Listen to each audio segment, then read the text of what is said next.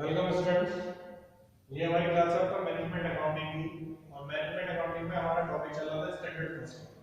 ठीक है, standard costing के हमने लास्ट क्लास में आपका डेफिनेशन, उसके कैरेक्टरिस्टिक्स और उसके ऑब्जेक्टिव्स के बारे में डिस्कशन कर लिया था। आज की हम क्लास में बात करेंगे आपके एडवांटेजेस ऑफ स्टैंडर्ड कॉस्टिंग। ठीक है, क्या स्टैंडर्ड कॉस्टिंग के कौन कौन से एडवांटेजेस हो सकते हैं। देखिए, इसके आपके थ्री बेसिस होते हैं, तीन तरीके के एडवांटेज होते हैं आपके। ये फर्स्ट है, फर्स्ट की हम बात करते हैं advantages advantages from the view of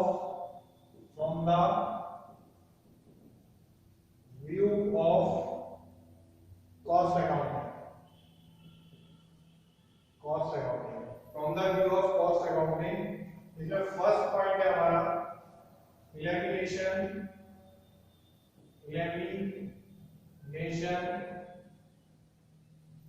of the weaknesses elimination of the weaknesses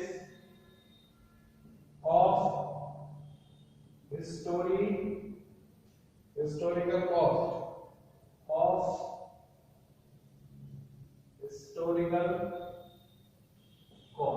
ठीक है, फर्स्ट पॉइंट आता है आपका elimination of the weakness of historical cost. Historical cost कौन सी है? जो हमारी पास्ट कॉस्ट है। ठीक है, इसमें देखिए, इसमें in historical costing actual costings are recorded after they have been incurred and thus they are not of much use in price determination, cost control etc। ठीक है, मतलब हिस्टोरिकल कॉस्टिंग कौन सी थी? जो कभी पहले एक्चुअल कॉस्ट हुआ करती थी। ठीक है, पहले आज से 10 साल पहले इस प्रोडक्ट को बनाने में कितनी कॉस्ट आई थी, तो आज क्या आएगी? तो वो 10 साल का और इस प्रेजेंट का कोई मतलब तो बैठता नहीं है। ठीक है, तो उस तरीके की जो हिस्टोरिकल कॉस्ट्स की वीकनेसेस है उसे एलिमिनेट करने के लिए भी किसका यूज किया जाता है? हमारा स्टैंडर्ड कॉस्टिंग। सेकंड पॉइंट आता है इसमें simple and economic. Simple and economic. ठीक है, सिंपल एंड इकोनॉमिक है, कोई ज्यादा हमें लेबर फोर्स की जरूरत नहीं होती। ठीक है क्या? केवल हमारे पास एक्सपीरियंस से जो हमारा कंटिन्यू हो रहा है। ठीक है, लास्ट ईयर हमारी कितनी कॉस्ट आई, इससे लास्ट ईयर कितनी कॉस्ट आएगी, प्रेजेंट में क्या इन्फ्लेशन रेट चल रहा है, तो अपनी प्री डिटरमिनेशन से ही हम क्या कर सकते हैं? कॉस्ट को डिसाइड कर सकते हैं। ठीक है, और इससे क्या होगा कि जब हम अपनी प्री डिटरमिनेशन से किसी कॉस्ट को डिसाइड कर रहे हैं तो वो क्या होगा? सबसे पहले तो वो सिंपल होगी और वो क्या होगी? इकोनॉमिक होगी। नेक्स्ट बात करते हैं थर्ड पॉइंट के बारे में। थर्ड है आपका कॉस्ट कंट्रोल। ठीक है, थर्ड पॉइंट है हमारा कॉस्ट कंट्रोल। तो कॉस्ट कंट्रोल इसमें देखिए, इसमें क्या कह रहा है? Standard costing helps in cost control also once the standards are fixed they are followed and analysed constantly. ठीक है, जब क्या होगा कि पहली बार जब स्टैंडर्ड फिक्स हो जाएंगे तो क्या होगा? वो क्या होंगे? वो फॉलो किए जाएंगे और बाद में वो एनालाइज किए जाएंगे कि कौन कौन से ऐसे रीजंस थे जिससे हमारी स्टैंडर्ड कॉस्टिंग और एक्चुअल कॉस्टिंग में वेरिएशन आया है। ठीक है, फोर्थ पॉइंट है आपका, फोर्थ पॉइंट है हमारा comparability. Comparability comparability in the sense कि हम जो हमारी प्री डिटरमाइंड कॉस्ट है और जो हमारी एक्चुअल कॉस्ट है, हम उन दोनों को ही कंपेयर कर रहे हैं। ठीक है, जैसे standard costing provides a sound basis for comparing the actual cost with standard cost of same period on the and also for comparing the actual cost of two different periods। ठीक है, next आता है आपका fifth basis of valuation of stock। ठीक है, क्या है? basis of valuation of stock means standard costing provides easy base for valuation of stock because the stock is valued at predetermined standard cost and difference is transferred to variance account। ठीक है, क्या है basis of valuation of stock means कि जो हमने किसी चीज को परचेज करने के लिए सोचा है तो उसकी क्या हमने एसेम्पशन बनाई है कि इस चीज को परचेज करने में कितनी कॉस्ट हमारी आएगी। ठीक है, जो हमने एक स्टैंडर्ड डिसाइड किया है। दूसरा, जब हम उस चीज को परचेज कर लेते हैं तो कितना हमारा वेरिएंस आया है, उस चीज को कहते हैं आपका basis of valuation of stock. तो ये हमारे 5 पॉइंट्स थे आपके advantages from the view of cost accounting. First आपका elimination of the weakness of the historical cost, second आपका simple and economic, third one आपका कॉस्ट कंट्रोल, फोर्थ आपका comparability and fifth आपका basis of valuation of stock. ठीक है, then आगे हम बात करते हैं, आगे आते हैं आपके मोटिवेशनल एडवांटेजेस। ठीक है, इन्हें हटा देते हैं।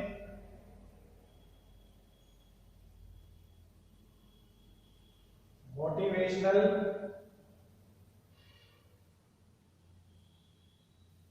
एडवांटेजेस। ठीक है, सेकंड बेसिस हमारा आता है मोटिवेशनल एडवांटेजेस। Motivational advantages. ठीक है, तो इसमें फर्स्ट आता है हमारा कॉस्ट कॉन्शियसनेस। Cost consciousness. ठीक है, कॉस्ट कॉन्शियसनेस। कॉस्ट कॉन्शियसनेस क्या होती है आपका, इसमें देखिए, इसमें कहता है standard costing develops an environment of the cost consciousness among employees, executives and top management because actual cost is compared with standard cost. If there are variance, the person or the group responsible for that is identified. ठीक है, cost consciousness क्या है कि हम किस तरीके से cost को रिकॉग्नाइज कर रहे हैं। ठीक है, कितने कॉस्ट को कम करने के लिए हम कितने सजग हैं। ठीक है, क्या हम चाहते हैं। ठीक है, तो उसमें क्या है कि उसमें कॉस्ट कॉन्शियसनेस में क्या क्या चीजें इंक्लूड है आपके, जितने भी हमारे एम्प्लॉइज हैं जो हमारे वर्क को क्या कर रहे हैं, वर्क को फाइनलाइज कर रहे हैं, वो इस तरह की एम्प्लॉय हैं होने चाहिए जो हमारा मिनिमम से मैक्सिमम आउटपुट हम प्रोवाइड कर सके। दूसरा, जितने भी हमारे एग्जीक्यूटिव हैं, और तीसरा जो हमारा टॉप मैनेजमेंट है उसकी पॉलिसीज ऐसी होनी चाहिए जिससे जो हमारे वर्कर्स हैं वो भी उस काम को इजीली कर सके और जो हमारी कॉस्ट है उसको भी कंट्रोल किया जा सके। ठीक है, नेक्स्ट आते हैं, सेकंड पॉइंट है इसमें measurement of and increase in efficiency, increase in efficiency, increase in efficiency।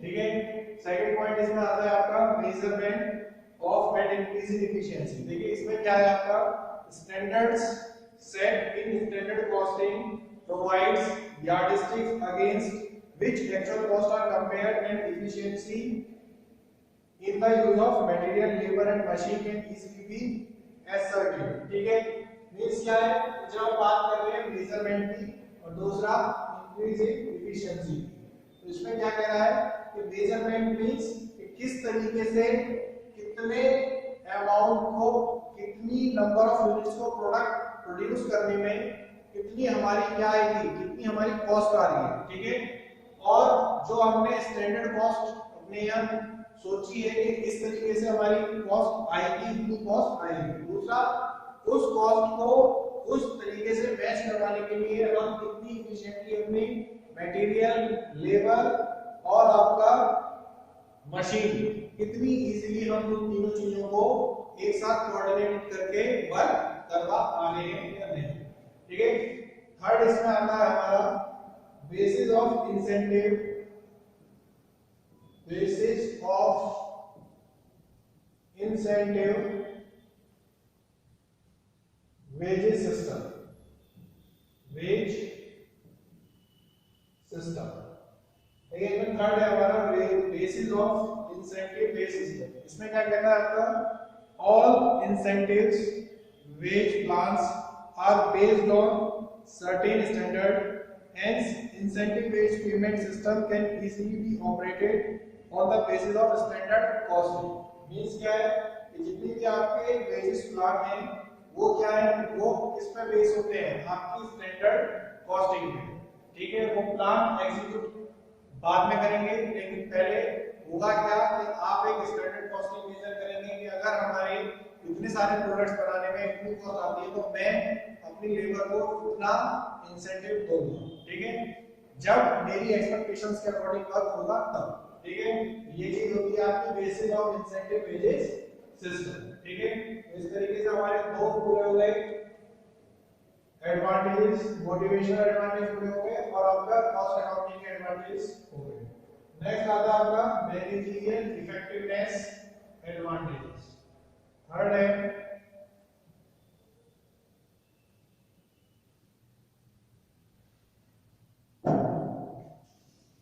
आता है आपका managerial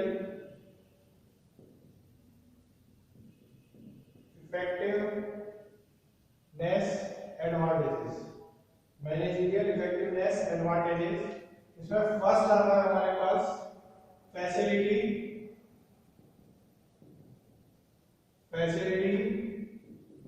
in production planning.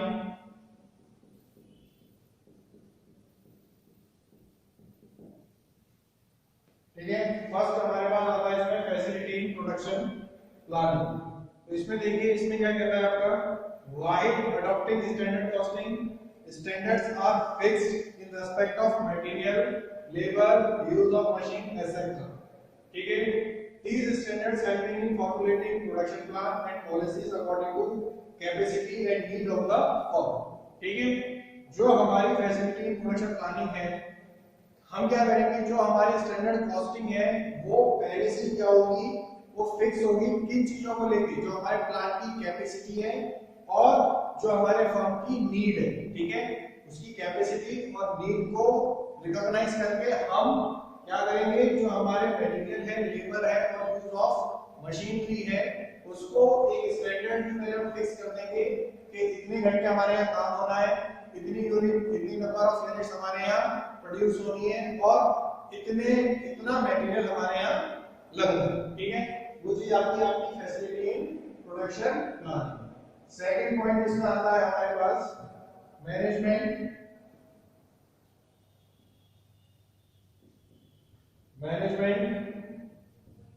Bye exception. ठीक है, मैनेजमेंट बाय एक्सेप्शन, इसमें क्या कहता है आपका, the introduction of standard costing system helps in the application of the principle of management by exception. Variance analysis may point out the areas which are below standard and management can concentrate more on these areas for bringing further improvement। ठीक है, management by expectations क्या है कि हमारा जो हमने standard costing एक recognise करी है, एक सोची है, जो हमने स्टैंडर्ड डिटरमाइन किए हैं। ठीक है, तो जो हमारा काम है उन स्टैंडर्ड्स के अकॉर्डिंग ही वो होना चाहिए। ठीक है, थोड़ा बहुत उसमें अंदर आ सकता है, लेकिन ऐसा नहीं होना चाहिए कि हमने जो स्टैंडर्ड सोचे थे वो क्या थे, वो एक अलग निकले और जो एक्चुअल में वर्क परफॉर्म हुआ वो उनसे बहुत ही ज्यादा अलग है। ऐसा नहीं होना चाहिए। ठीक है, तो इस तरीके से जो आएगा वो आएगा हमारा management by expectation. Third point आता है आपका effective delegation of authority. Effective delegation of authority. Effective delegation of authority means के जिसका काम उसी को साझे वाला हिसाब होना चाहिए कि जो हमने डिटरमाइन करा है मैनेजमेंट में और जो हमने सोचा है कि पर्टिकुलर काम पर्टिकुलर आदमी करेंगे और पर्टिकुलर टाइम पीरियड के अंदर हो जाना चाहिए, वो चीज आपकी इफेक्टिव डेलीगेशन ऑफ अथॉरिटी में कि हर जितने भी जो हमारे वर्क फोर्स है वो अपने काम के लिए क्या है, एक तरीके से रेस्पॉन्सिबल है, उसको वो particular task particular time period के अंदर पर्टिकुलर मटेरियल के साथ काम करके देना होगा। ठीक है, फोर्थ आता है हमारे पास determination of responsibility. Determination of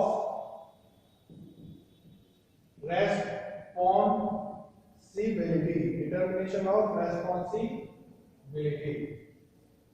ठीक है, बिल्कुल इसी की तरह है। फिफ्थ आते हैं नेक्स्ट पॉइंट पे, basis of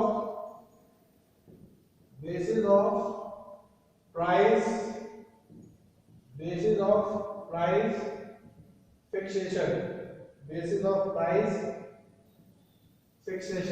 of price fixation means the cost and price can easily be determined on the basis of standard costing for preparing price catalog or submitting tender etc.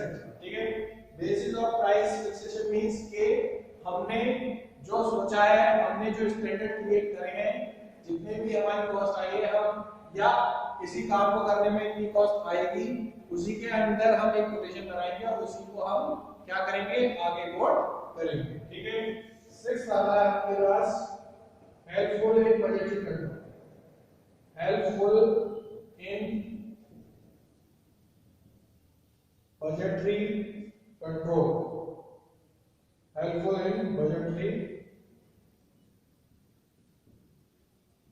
Control means helpful in budgetary control की बात कर रहे हैं तो क्या meaning है, सीधी है, बिल्कुल सिंपल है कि क्या है, हमारे पास पहले से स्टैंडर्ड है, हमने पहले ही मेजर करके रख रखा है कि पर्टिकुलर टास्क को पर्टिकुलर टाइम पीरियड के अंदर पर्टिकुलर मटेरियल के साथ पर्टिकुलर कितने प्राइस में हम खत्म करेंगे। तो उसके लिए क्या है, हमने पहले से ही बजट बना के रख रखा है, तो उस चीज को हम इसमें इंक्लूड करते हैं बजटरी कंट्रोल। हर स्टेप पे, हर जॉब पे हमें ये बताया कि हमारा कितना एक्सपेंस होना है। लास्ट आता है आपका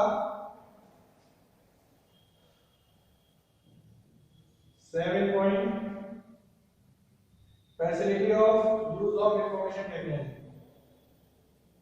facility of use of information technology. ठीक है, facility of use of information technology. इसमें देखिए क्या कहता है, standard costing system ensures continuous flow of operating data in addition to specified standard data. On this basis benefits of use of information technology can be obtained. सीधा simple है बिल्कुल, facility of use of information technology means कि अगर हमने जो standard क्या करें determine किए हैं या हम डिटरमाइन करने जा रहे हैं, हम क्या करेंगे, सबसे पहले उन स्टैंडर्ड्स को किसी प्रैक्टिकल वे में हम परखेंगे। ठीक है, उन्हें एनालाइज करेंगे, तो उस एनालिसिस को करने के लिए हम इंफॉर्मेशन टेक्नोलॉजी की हेल्प ले सकते हैं। ठीक है, तो ये हो गया हमारे पास एडवांटेजेस ऑफ स्टैंडर्ड कॉस्टिंग। ठीक है, नेक्स्ट आते हैं हम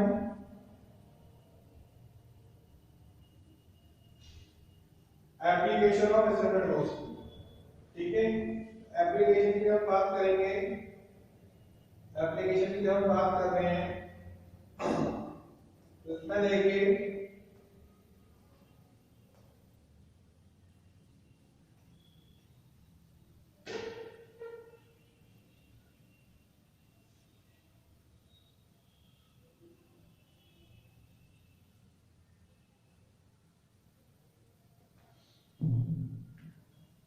application of standard costing.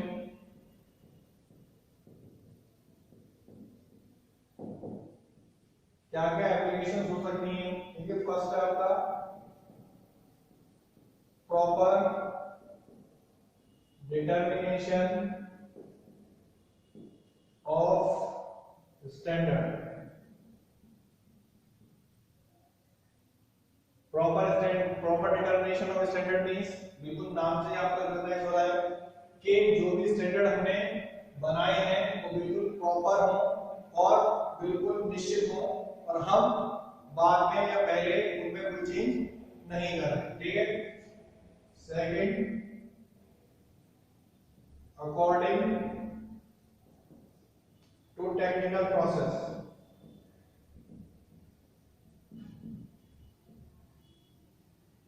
According to technical process means के जो हमारे क्या है टेक्निकल प्रोसेस, जो हमारा एप्लीकेशन है second, standard costing system should be developed according to the need of the technical process of production. जितनी भी हमारी प्रोडक्शन सिस्टम है उसमें क्या क्या चीज टेक्निकल यूज होगी उस सब को हम पहले से रिकॉग्नाइज करके रखें।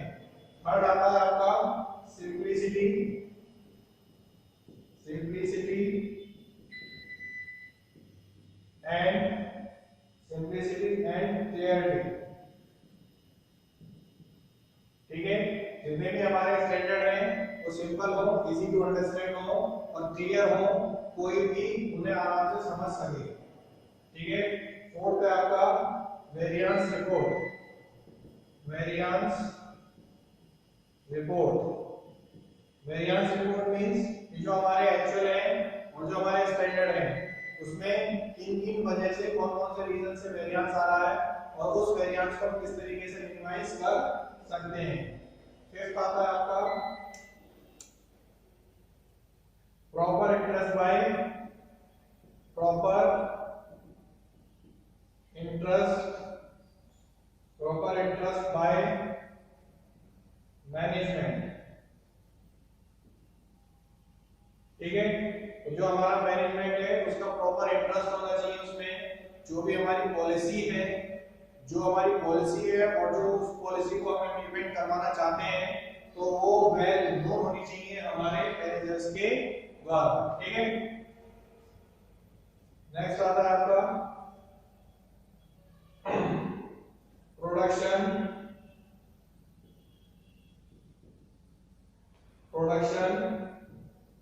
Of standardized goods, production of standardised goods. अब production of standardised goods means कि जो स्टैंडर्ड्स एक तो हमने क्रिएट करे हैं, ठीक है, दूसरा जो स्टैंडर्ड यूनिवर्सली क्रिएटेड है पहले से उसके अकॉर्डिंग ही हमारी जो गुड्स हैं प्रोड्यूस होनी चाहिए, ठीक है। तो ये क्या है आपका standard costing system is effective only in those concern where standardised goods are produced और स्टैंडर्डाइज्ड सर्विसेज आर रेंडर्ड, ठीक है। और इसका जो आपका स्टैंडर्ड कॉस्टिंग का है वो मोस्टली यूज कहां होता है, जहां हमें पहले से पता होता है कि किस पैरामीटर्स के प्रोडक्ट हमें प्रोड्यूस करना है और कितना उसका सेल्स प्राइस होगा और किस तरीके से वो सेल आउट होगा और कौन कौन से लोग उसे प्रेफर करेंगे। ये होता है हमारी एप्लीकेशन ऑफ स्टैंडर्ड कॉस्टिंग, ठीक है। आज के लेक्चर में हम इतना ही रखते हैं, ठीक है। नेक्स्ट लेक्चर में आगे के टॉपिक की बात करेंगे स्टैंडर्ड कॉस्टिंग में, ठीक है, और वेरिएंस एनालिसिस की बात करेंगे। तब तक के लिए थैंक यू सो मच।